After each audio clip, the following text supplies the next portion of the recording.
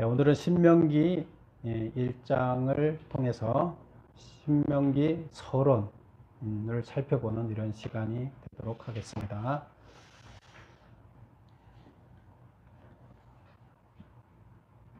우리 모세 오경 이렇게 하면 창세기, 출애굽기, 레위기, 민수기, 신명기 이렇게 돼 있죠. 그래서 왜 모세 오경이라 그래요? 모세가 썼기 때문에 모세가 쓴 5권이다. 그래서 모세오경. 그래서 이것을 다른 말로 또 율법서 이렇게 얘기를 합니다. 하나님이 우리에게 주신 율법을 기록한 책이다. 이렇게 해서 율법서 이렇게 얘기를 합니다. 그래서 우리 성경 전체의 큰 골격은 뭐예요? 큰 틀은 율법서예요. 그래서 성경의 전체 큰 골격이 율법인데 이 율법이 기본 골격인데 이 골격을 이해하지 못하면 세부적으로 설명하면 무슨 뜻인지 모르겠죠. 골격이 딱 우리의 그 머릿속에 잡혀 있어야 거기에 뼈와 살을 붙이면 아 이게 그렇구나 이렇게 알게 돼요. 그런데 골격을 모르고 부분적으로 알게 되면 전체 맥락을 이해하지 못할 수가 있어요. 그래서 그런 점을 우리는 머리에 생각하고 있어야 돼요. 그래서 아 하나님의 말씀의 전체 골격이 이거구나 이렇게 우리는 알아야 돼요. 그 다음에 이 율법서 전체를 또 그 골격을 추려서 전체 골격에서 정말로 딱 기둥만 해놓은 게 뭐예요? 그게 십계명이에요. 율법서 전체에서 살을 또 율법서에 붙어있는 살을 다 빼고 마지막 딱 기둥만 남기면 뭐라고요? 십계명이에요.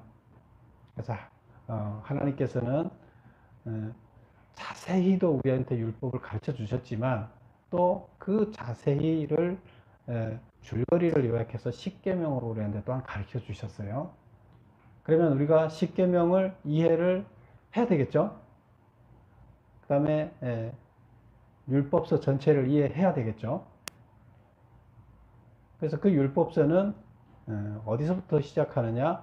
출애굽기, 레위기, 민수기 시작을 그렇게 기록을 했어요.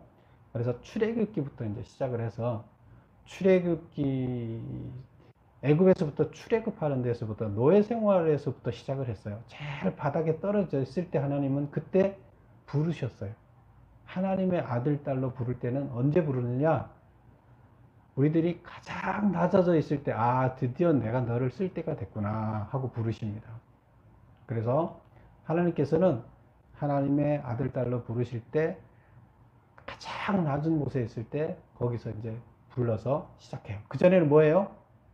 가장 낮은 곳에 떨어질 때까지 기다리고 계신 거예요. 그래서 애굽에서 400년이라는 시간 동안 노예 생활을 해서 가장 낮은 곳에 있는 그들, 그리고 가장 고통당하는 상황에 있을 때 그때 드디어 하나님께서 그들을 출애굽시킵니다. 그래서 그때부터 교육을 시작하세요. 참 아들로 이제 교육을 시작하시는 거죠. 그래서 그게 이제 출애굽해서 처음에 출애굽해서 뭘 줘요? 계명을 주는 거죠. 내가 너 아들로 삼겠다. 너는 나를 하나님으로 섬겨라. 그러면서 그렇게 하면 내 아들로 살려면 어떻게 살아야 되는가를 이제 가르쳐 줍니다. 그게 이제 계명이에요. 그게 율법이에요. 그래서 출애굽의 기본 율법을 우리한테 출애굽기에서 기본 율법을 가르쳐 줍니다. 그리고 그 율법을 가르쳐 주면서 거기에서 하나님에 대해서 어떻게 섬겨야 할지를 가르쳐 주기 위해서 또한 많은 부분에서 율법을 먼저 주고 난 다음에 하나님을 섬기는 방법을 훈련시키기 위해서 뭘 만들어요? 성막을 만들도록 합니다. 그래서 출애굽기는 율법이라는 한 기둥과 성막이라는 한 기둥, 이 두 개의 이야기를 다룹니다. 어떻게 살아야 되는지를 얘기하고 그 다음에 하나님을 어떻게 섬기는지를 그 두 가지를 출애굽기에 기록을 합니다. 그리고 이제 레위기는 뭐예요? 레위기는 성막을 다 지어놨잖아요. 하나님을 사시는 성막을 이렇게 지어놓고 하나님을 어떻게 섬겨야 되는지 섬기는 방법에 대해서 설명을 합니다. 그게 레위기예요. 그 레위기에 섬기는 방법은 구체적으로 어떤 방법이에요? 하나님을 섬기려면 어떻게 해야 돼요? 제사를 지내라 그러잖아요. 제사를 지내는 게 섬기는 방법이 다예요. 왜 제사를 지내야 돼요? 하나님과 만나야 되니까. 하나님과 만나려 그러면 제사를 지낸다는 게 무슨 의미냐면 죄의 문제를 해결하는 거예요. 그래서 죄의 문제를 해결하기 위해서 제사를 지내는 이야기, 하나님과 만나기 위해서 죄의 문제를 해결하는 이야기가 레위기예요. 그리고 죄의 문제를 해결해서 하나님과 만날 수 있는 상황이 이제 되면 되겠죠. 하나님과 만날 수 있겠죠. 그리고 그 다음에 민수기는 뭐예요? 민수기. 이제 출애굽기 내용과 레위기 내용을 연습을 해보네요. 실제적으로 실전에 이제 사막이라는 공간에서 연습을 해보는 거예요. 사막에는 누구밖에 없어요? 다른 이방 사람들이 없어요. 사람들이 잘 안 사는 데니까 누구만 있어요? 자기들끼리만 있어요. 그래서 오직 하나님만 만날 수 있게 해서 하나님을 어떻게 섬기는지, 율법을 어떻게 살아야 되는지를 광야에서 연습을 하게 합니다. 그래서 그 과정을 다 거치고 이제 가나안 땅으로 딱 들어가게 했죠. 가나안 땅으로 들어가게 하는데 과정이 2년이 걸렸어요. 2년이 걸려서 이제 마지막 그 가네스 바네아죠. 거기에서 가나안 땅으로 딱 들어가면 돼요. 2년 걸렸어요. 근데 정탐꾼을 보내서 정탐꾼이 갔다가 오더니 이스라엘 백성들이 가나안 땅 안 가겠다고 난리를 치는 거예요. 하나님한테 막 반항을 하는 거예요. 데모를 하는 거예요. 밤새도록 울고불고 하면서 하나님 우리 다시 애굽으로 돌아가게 해주세요. 2년 동안 율법 주고 교육을 다 시켜놨는데 그래서 하나님이 노해갖고 다시 시작하겠다. 니네는 안 되겠다. 그러니까 모세가 하나님 제발 그러지 말고 우리를 다시 교육해갖고 써주십시오. 그렇게 해서 어떻게 했어요? 2년이 지났잖아요. 이제 다시 38년 동안 훈련을 더 해서 40년을 채워서 광야에서 38년을 더 살게 한 다음에 그리고 다시 교육을 해요. 근데 그 38년이라는 시간이 어떤 시간이에요?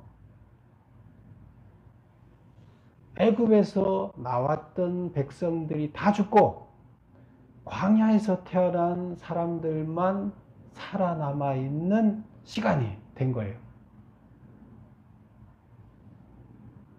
그래서 그 시간이 됐을 때 이제 드디어 어디로 들어갑니까? 네, 가나안 땅으로 이제 들어가게 합니다. 그래서 가나안 땅으로 들어가게 하는데 가나안 땅으로 들어가기 직전에 모세가 살아있는 사람이 지금 3사람 살아있어요. 지금 가나안 땅으로 들어가려고 하는데 그때 딱 3사람 살아있어요. 누구 살아있었을까요? 여호수아와 갈렙. 또 누가 살아있어요? 모세. 3사람이 살아있어요. 근데 하나님이 모세를 불러서 야 너는 죽어야 되겠다. 저 2사람 나머지는 다 누구예요? 이 광야에서 태어난 사람들이죠. 모세하고 3사람만 애굽에서부터 나온 사람이에요. 근데 그 중에 모세는 야 너 죽어야 되겠다. 지도자 2명만 남겨서 걔네들이 이끌게 하고 너는 죽어야 되겠다. 왜 죽어야 되겠다 그랬어요? 교육시킨 것을 또 백성들이 말을 안 들으면 어떡하냐. 그런데 거의 모세 내가 너를 통해서 율법을 줬더니 하나님이 보니까 백성들이 너를 하나님처럼 떠받들고 있지 않냐. 눈에 보이는 하나님으로 너를 보고 있지 않느냐. 그러면 너가 죽을 때 유언으로 남긴 것은 듣지 않겠냐. 그래서 너는 유언 설교를 하고 여기서 이들이 그 언약을 가나안 땅에 들어가서 율법을 지키도록 하기 위해서 너는 유언 설교를 해라. 유언 설교를 하면 죽어야 되죠. 그래서 모세는 120에 거기서 이제 인생 막을 유언 설교를 하기 위해서 백성들이 그것을 가나안 땅에 들어가서 반드시 지키게 할 설교를 여기서 마지막으로 해서 지키도록 하기 위해서 유언 설교를 하고 죽게 하십니다. 하나님께서. 그리고 그 설교를 들은 백성들은 마음을 새롭게 하고 모든 결단을 하고 이제 가나안 땅으로 완전 무장하고 들어갑니다. 그 설교로 완전 무장을 하고. 왜? 유언 설교이기 때문에. 이들도 아무리 자식들이 잘못해도 유언은 지키잖아요. 청개구리도 유언을 지켰잖아요. 반대로 지킬 거라 생각해서 말 안 들을 거라고 해서 반대로 하긴 했지만 어쨌건 유언을 지켰잖아요.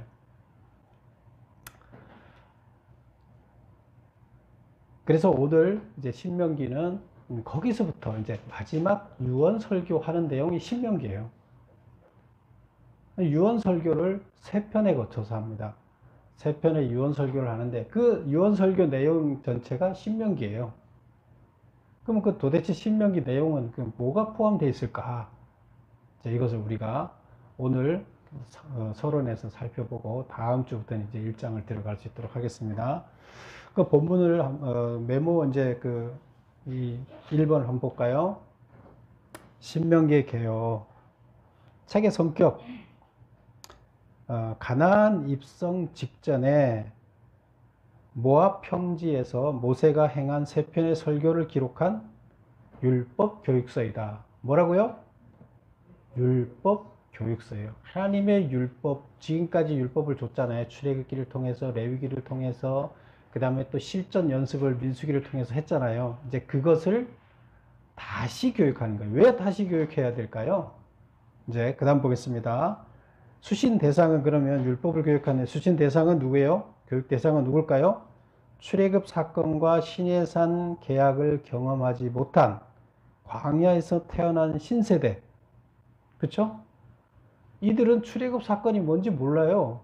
출애굽 때 홍해가 갈라졌는지 하나님이 그 이집트 왕한테, 애굽 왕한테 어떤 징계를 내렸는지 몰라요.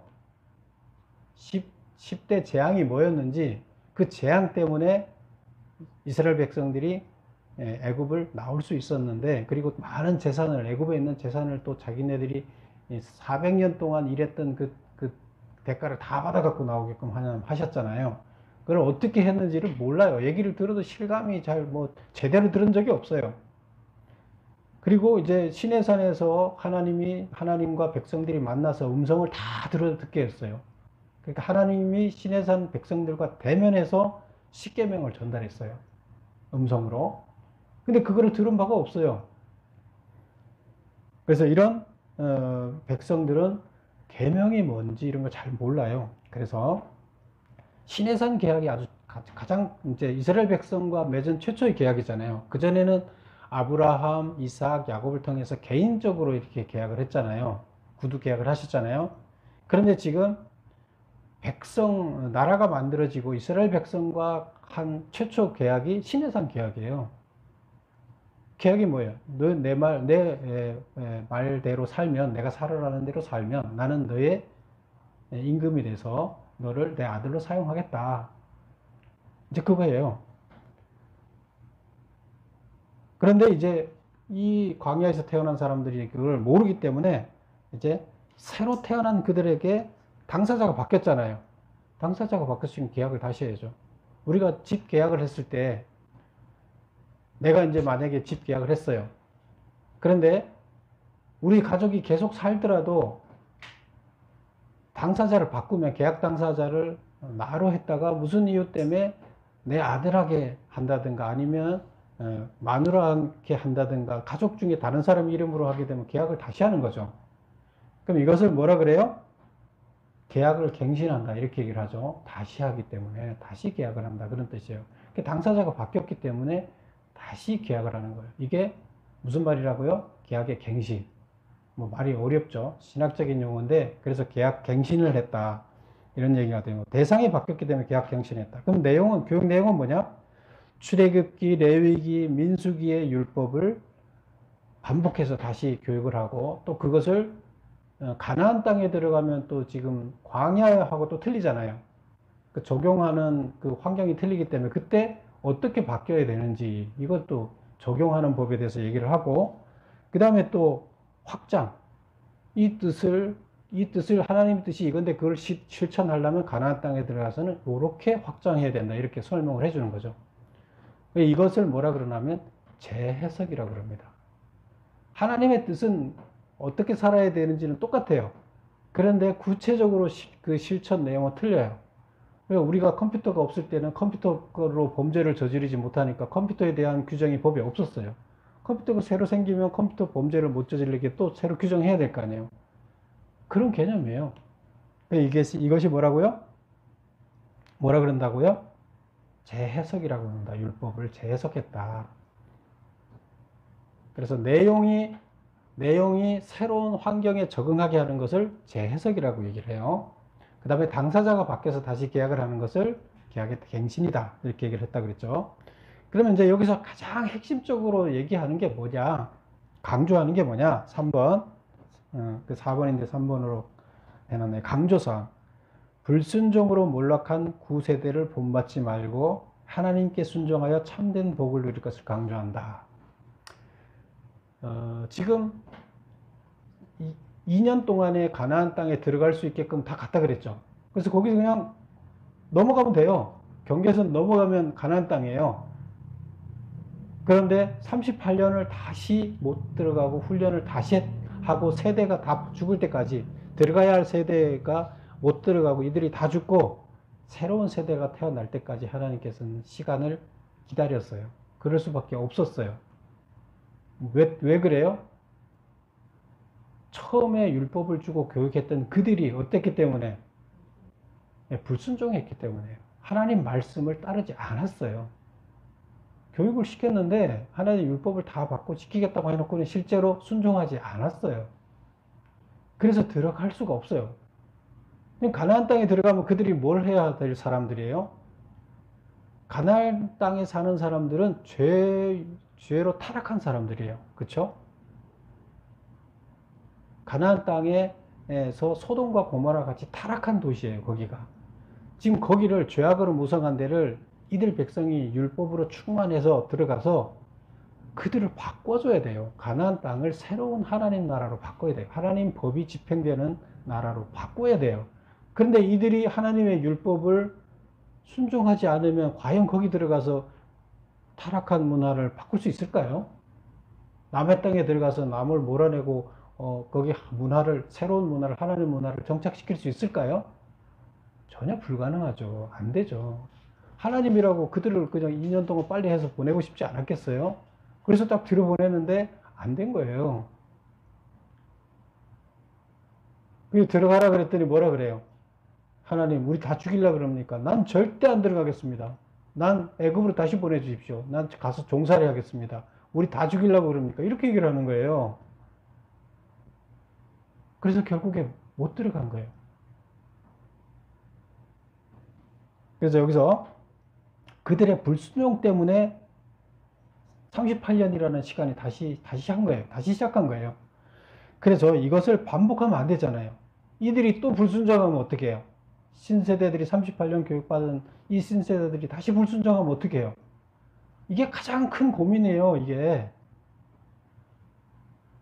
그럼 이거를 해결하려면 어떻게 해야 되느냐?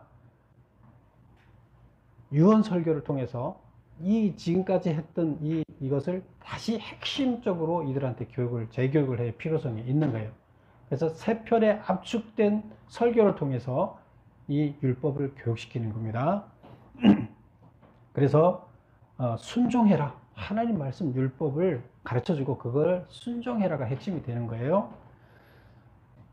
순종하려면 하나님을 사랑해야 순종하는 거죠. 정말로 하나님을 모든 걸 버리고 하나님만을 사랑해야 그 말씀에 순종할 수가 있는 거예요. 그 다음 두 번째 보겠습니다. 그 본서의 신명기의 제목은 지금 우리는 신명기라 부르잖아요. 그럼 처음부터 신명기를 하지 않았을 거 아니에요. 그럼 이거는 어떻게 이제 이름이 바꿔져 왔느냐? 제일 처음에 구약 성경은 무슨 말로 어느 나라 언어로 써졌어요? 히브리 말로 써졌죠.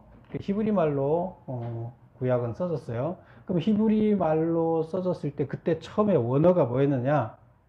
히브리 우리나라의 찬송가 제목을 붙일 때 우리 어떻게 붙여요? 찬송가 제목 붙일 때 어떻게 붙이죠? 맨 앞에 나오는 단어를 찬송가 제목으로 붙이죠. 찾기 쉽게 하려고. 히브리 그 성경 제목도 똑같아요. 제일 처음에 다 나오는 단어나 구를 한 단어나 아니면 한 구를 구라는 몇 개 단어가 이렇게 모여진 거죠. 그것을 뭐라고 그것을 제목으로 썼어요. 모든 걸 다 그렇게 했어요. 근데 여기서 신명기는 그러면 뭐라고 썼었느냐 하면 히브리 원문에는 엘레하 데바림, 그래서 그 원래는 데바림 엘레하 이렇게 돼 있는데 그런 거꾸로 쓰기 때문에 우리나라 말로 읽으면 이제 엘레하 데바림인데, 이는 말씀드리라 이런 뜻이에요. 데바림이 말씀이에요. 이는 말씀드리라. 그래서 여기는 이제 단어 위치가 거꾸로 뒤에서부터 우리는 이쪽에서 좌측에서부터 쓰잖아요. 여기는 뒤에서부터 써요. 뒤에서부터 앞으로 이렇게 쓰고 거꾸로 써서 엘레하 데바림 이렇게 쓰는데, 우리나라식으로 그냥 그러면 데바림 엘레하예요. 거기 때로 쓰려고 그러면. 어쨌건 그래서 이걸 줄여서 말씀이다, 데바림이다, 혹은 엘레하 데바림이다 이렇게 했던 게 원문이에요. 그런데 히브리어를 헬라어로 바꿨어요. 헬라어로 바꿀 때 70명이 헬라어로 번역을 했어요. 그래서 그걸 70인역이라고 하는데, 그게 모든 성경의 번역의 첫 번째 번역이고 그게 기초가 돼서 70인역을 가지고 모든 나라들이 그것을 다시 재번역을 했어요. 히브리어를 잘 모르니까. 일단 그때 당시에 공용어가 헬라어니까 헬라어를 가지고 다시 재번역을 한 거예요. 무슨 말인지 알겠죠? 그래서 70인역은 그럼 뭐라고 번역했느냐? 70인역은 두 번째 율법이다. 그래서 듀트로, 노미온. 그래서 듀트로라는 얘기는 헬라어로 두 번째라는 뜻이고, 노미온은 율법이라는 뜻이에요. 그래서 두 번째 율법이다. 이렇게 70인역에 번역을 했어요. 왜 두 번째 율법이라고 했을까요? 모세가 처음에 하나님으로부터 율법을 이렇게 받았던 것을 다시 한번 이것을 정리를 해서 압축을 해서 설교를 하면서 두 번째다 이렇게 설명을 하는 거예요. 그래서 그렇게 불렀는데, 그러면 이제 70인역 두 번째 율법이라는 의미를 가지고 각 나라 말로 이제 해석을 했어요. 영어도 이제 그래서 두 번째 율법책 이런 식으로 번역을 하고, 우리나라 말로는 그거를 신명기다 이렇게 번역을 해요. 신명기가 뭐예요? 신자가 펼치다는 뜻이에요. 펼치다. 이렇게 덮어놓으면 이게 알 수 없죠? 이거 펼치면 설명을 자세히 해주는 게 펼치는 거예요. 책을 덮어놓으면 알 수가 없는데 이렇게 책을 열면 다 알려주는 거죠. 그래서 자세히 설명하다 이런 뜻으로 펼치다라는 신자예요. 명령을 펼친다 그런 뜻이에요. 그래서 명령을 펼치는 기록이다. 그래서 두 번째 이거 재해석해 주는 것이다. 두 번째 율법이다. 이 얘기나 설명해 주는 말이다. 이거나 펼치는 책이다. 이거나 같은 뜻이에요. 그래서 우리는 신명기다. 이런 말이 거기서 왔다. 3번 보겠습니다. 모세가 신명기 저자라는 기록은 어디에 있는가? 신명기에서 한 40회 정도를 신명기 자체에서 모세가 기록했다, 모세가 말했다 이렇게 나옵니다. 그래서 이것은 신명기 자체에 이렇게 40여 회 모세가 한 것이 기록이 언급이 나오고, 그 다음에 신약 성경에서도 한 80여 회 정도 나오기 때문에, 그 다음에 여호수아서는 누구예요? 여호수아는 누구예요? 여호수아는 모세의 후계자죠. 모세가 죽고 여호수아한테 가나안 땅의 지도자로서 역할을 하게 이제 맡긴 거죠. 그래서 그 후계자도 이게 모세가 기록했다 이렇게 여호수아서에 기록이 남겨져 있어요. 여호수아 자기가 쓴 책이죠. 그 다음에 예수님도 마태복음 9장에서 19장에서 보면 예수님도 모세가 기록된 책이라고 이렇게 얘기를 하고 있습니다. 언급을 하고 있습니다. 이것을 보면 모세가 기록했다는 걸 알 수가 있어요. 그런데 문제는 34장에 모세의 죽음이 나와요. 모세가 기록했으면 모세의 죽음을 어떻게 기록을 해요? 기록 못 하겠죠. 어떻게 해석해야 돼요, 이거? 모세가 기록한 게 아니잖아요, 그러면. 그래서 이것은 모세의 죽음과 그 이후의 기록은 후대에 추가된 것으로 본다. 그래서 대부분 이렇게 자기가 쓰고 나중에 그 죽음을 자기의 제자나 이때 여기 같으면 제사장이나 뭐 이런 사람들한테 내가 죽거든 죽음에 대한 기록을 여기다가 추가해라 이렇게 이제 메모를 전달을 하게 되면 그걸 기록을 하게 됩니다. 그래서 그랬을 것이라고 추정을 합니다. 그 다음에 이제 4번 기록 연대는 언제로 추정하는가? 이스라엘의 광야 40년사를 종결짓고 모세가 느보산에서 최후를 맞이하기 직전인 BC 1406년 11월경에 기록되었다고 추정할 수 있다. 그래서 지금 40년이 다 해가 11월 달은 이제 40년이 끝나는 마지막 이제 12월 달로 넘어갔잖아요. 그래서 마지막에 40년 꽉 채운 40년에 이것을 설교를 했다. 40년을 마무리하는 시기에 이제 이렇게 볼 수가 있습니다. 그 다음에 신명기는 신약에서 어떻게 인용되었는가? 1번 신명기는 하나님의 율법을 정리하고 체계화하여 일목요연하게 가르친 구약 사상의 정수로 불린다. 그래서 구약의 출애굽기, 레위기, 민수기를 전체를 꿰뚫고 그거를 핵심 주제별로 정리를 해서 다시 교육을 시키는 이런 개념이에요. 그래서 이것을 구약의 율법의 정수다. 이렇게 이제 표현을 해요, 학자들이. 그래서 이 정수를 신약에서는 그럼 어떻게 그걸 받아들이고 있느냐? 2번, 신명기는 신약에서 가장 많이 인용된 책이다. 신약은 예수님이 오신 다음에 제자들이 이제 그 기록한 책들이잖아요. 근데 제자들은 대부분 누가 한 말을 기록했어요? 예수님이 하신 말을 기록했잖아요. 제자들이. 예수님이 그러면 구약에서 가장 언급을 많이 한 책이 무슨 책이라는 얘기예요? 신명기라는 책이에요.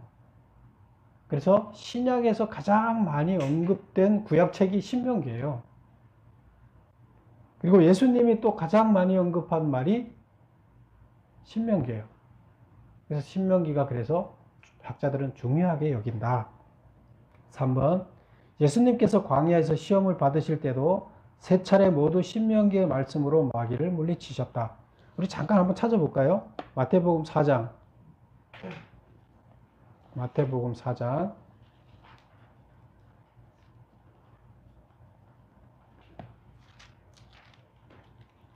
마태복음 4장 3절 한번 볼까요? 시험하는 자가 예수께 나와서 이르되 내가 만일 하나님의 아들이여든 명하여 이 돌들로 떡덩이가 되게 하라. 마귀가 지금 예수님 기도하고 있는 공생애를 시작하기 위해서 사막에서 40일 금식 기도를 하고 있는데 거기 찾아와서 이제 마귀가 예수님을 유혹하는 거죠. 40일 기도에서 실패하고 공생애를 시작 못하도록 방해해 보려고 마귀가 지금 예수님을 지금 시험에 넘어뜨리려고 그런 거예요. 그러면서 뭐라 그래요? 배고프잖아요. 네가 하나님 아들이야? 그러면 너 이 돌덩이로 떡이 되게 해봐. 너 하나님 정말 하나님 아들이야? 이러면서 이제 하니까 예수께서 대답하여 이르시되 사람이 떡으로만 살 것이 아니요 하나님의 입으로부터 나오는 모든 말씀으로 살 것이라. 이게 어디 나오는 얘기라고요? 신명기에 나오는 이야기입니다. 그 다음에 또 6절 볼까요? 그가 너를 위하여 그의 사자들을 명하시리니 그들이 손으로 너를 받들어 발이 그러니까 6절에 보면 내가 만일 하나님의 아들이어든 뛰어내리라. 그렇게 이제 그 성에다가 세우고 예수님을 이제 시험을 하는 거죠. 그랬더니 예수님이 뭐라 대답해요? 7절에 주 너의 하나님을 시험하지 말라 하였다. 신명기에 이렇게 기록되어 있다. 그러니까 까불지 마라. 나 시험하지 마라. 그 다음에 8절 볼까요? 마귀가 또 그를 데리고 지극히 높은 산으로 가서 천하 만국과 그 영광을 보여 이르되 만일 내게 엎드려 경배하면 이 모든 것을 내게 주리라. 너 나한테 절해. 그럼 내가 모든 걸 다 줄게. 세상에. 예수님이 10절에서 사탄아 물러가라 기록되었으되 주 너의 하나님께 경배하고 다만 그를 섬기라 하였느니라. 신명기에 이렇게 기록되어 있다. 이렇게 신명기의 말씀을 가지고 마귀의 시험을 물리쳤다. 그래서 예수님께서 신명기를 많이 활용하셨다. 이런 얘기입니다. 그래서 중요한 율법이 핵심이 정리되어 있는 중요한 책이다. 이렇게 볼 수가 있습니다. 6번 기록 목적 아까도 봤지만 다시 한번 정리해 보면 시내산 언약의 주역들인 9세대가 가데스 바네아의 불순종 사건으로 광야에서 죽었고 율법에 생소한 신세대가 가나안의 주역으로 등장했을 때 이들에게 율법을 다시 교육시킴으로써 그들이 약속의 땅에서 경건하고 성숙한 성민으로 살아갈 수 있도록 하기 위해서 기록되었다. 이해하시죠? 네, 그들이 가나안 땅에 들어가서 올바른 하나님의 자녀로 살도록 하기 위해서 이제 교육하셨다.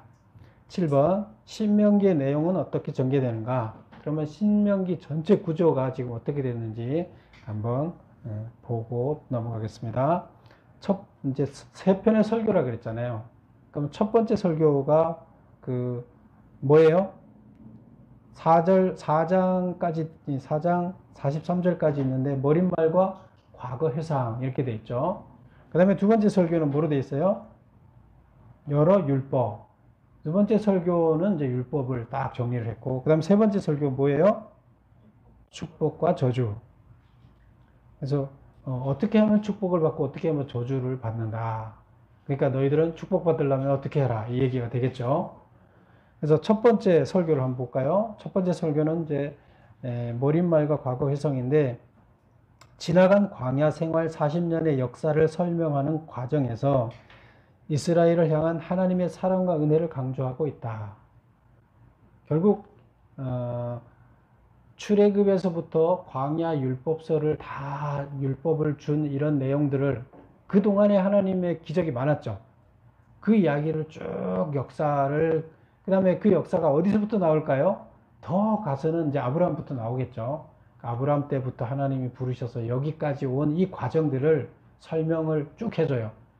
근데 그 과정을 설명하는 핵심은 뭘 말하기 위해서 한다고요? 하나님의 사랑과 은혜다.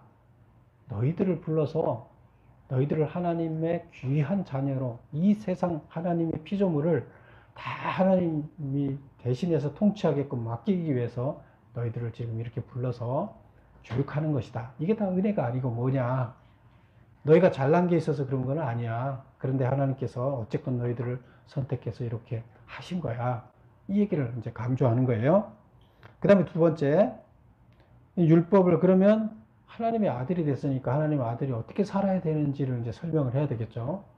그 설명을 이제 보면 네 가지로 이제 나눠서 설명하는데 첫 번째 줄천거 보면 도덕적 의무 5장부터 11장까지 도덕적 의무. 도덕적 의무가 뭐냐? 십계명을 근간으로 하는 도덕적 의무. 그래서 십계명 중심으로 11장까지 5장에서 11장까지를 설명을 하고 있어요. 그 다음에 의식적 의무. 의식이라는 건 뭐예요? 종의식이죠. 하나님을 섬기는 의식이죠. 그게 뭐예요? 희생제사, 11조, 절기 등의 이제 의식적 의무, 무슨 의무를 해야 되는지, 하나님을 향해서 뭘 지켜야 되는지, 이것을 다루고 있죠. 그 다음에 지도자급 인사들의 법규.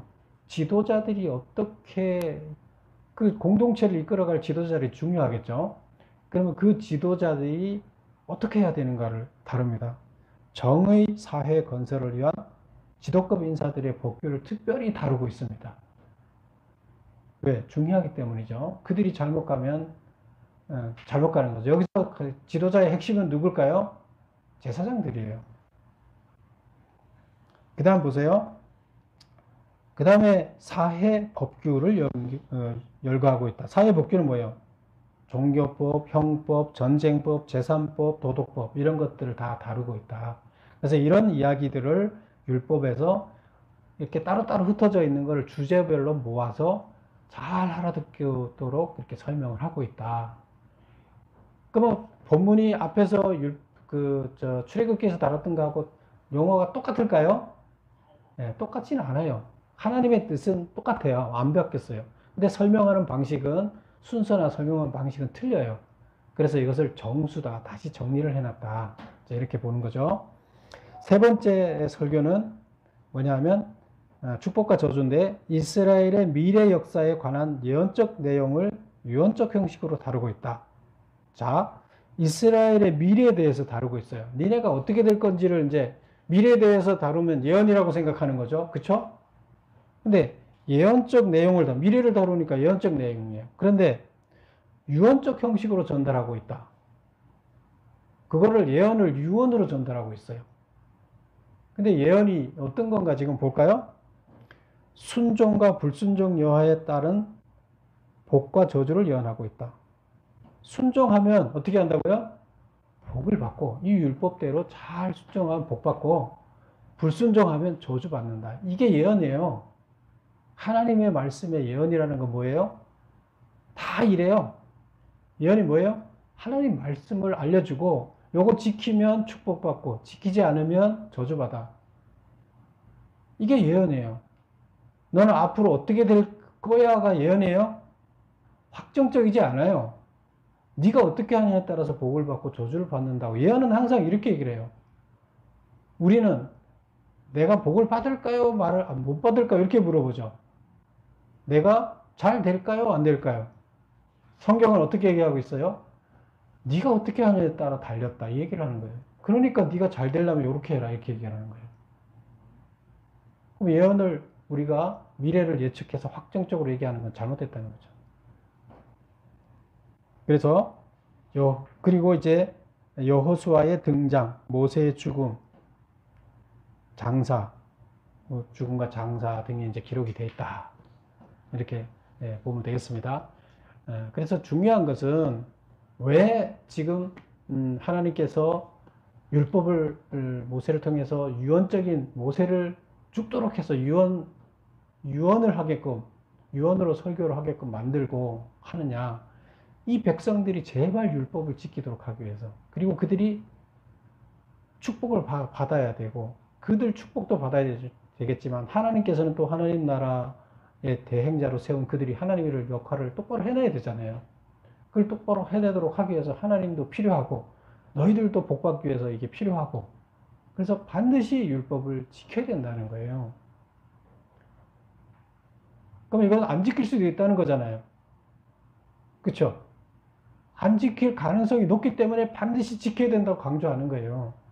근데 안 지키면 분명히 너희들은 망할 거다. 그래서 하나님 너희들 안 버리고 그래도 다시 쓸 거야. 너희가 마음만 바뀌면 그것까지 다 가르쳐 줘요. 근데 이거는 예언한 대로 된 거예요? 예언한 대로 된 게 아니라 율법대로 된 거예요. 예언이라는 것은 율법을 가르쳐 준 거예요. 룰이에요. 우리도 마찬가지예요. 우리도 말씀대로 살면 포로로 잡혀가지 않아요. 말씀대로 안 살면 포로로 잡혀가요. 그게 예언이에요. 말씀대로 살면 우리는 축복받아요. 말씀대로 안 살면 우리한테 저주가 임해요. 그걸 예언하는 거예요. 그걸 전하는 거예요. 하나님께서 다 정해놨다 그러면 너희들은 어떻게 하든 안 망해. 그렇다 그러면 이렇게 막 설교할 필요가 있어요? 이렇게 애쓰게 뭐 할 필요가 없어요. 그쵸? 우리는 언제든 우리의 결정에 따라서 세상은 바뀌게 되어 있어요. 그렇기 때문에 하나님은 올바른 방향으로 가라고 이렇게 가르쳐 줍니다.